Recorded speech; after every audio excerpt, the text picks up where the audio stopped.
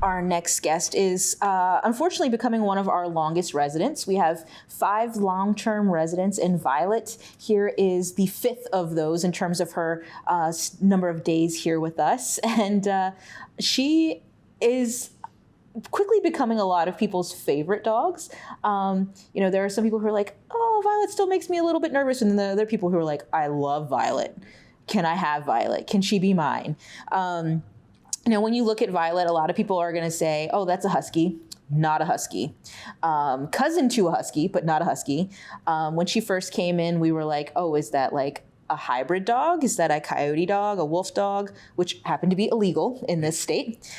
So we had to DNA test Violet. And what we found was that she is 100% a West Siberian Laika, or Laika, however you happen to say that. It is a Russian hunting dog, and a very fun, affectionate dog, but a very high energy dog. So Violet is not just for everybody. Just because you think she's pretty, because she's a very pretty dog, doesn't mean she's going to be great for your family. She has a lot of exercise requirements. She's not going to be happy if she's not getting out and getting exercised. She needs a lot of mental stimulation. So for Violet, we are looking for people who have experience with sporting or hunting dogs. Don't necessarily have to have experience with her particular breed, because they're not super popular here in the United States yet. Although with the people who do have them, they're very, very into these type of dogs. But definitely somebody who's going to be able to get her an agility or some sort of nose work, or any of those other types of things to keep her occupied. She does definitely follow her nose. So either making sure that your fence is super secure and very tall, or making sure that she's always on a leash. We use a martingale on a long line here for her because she loves to run and sniff. But she's been very affectionate. When she likes you, she really wants to sit next to you and be close to you and get pets and cuddle, which a lot of people are really enjoying being able to do those things with her. But sometimes she can take a little bit of time to warm up. So she might require a couple of dates before she can go to a forever home.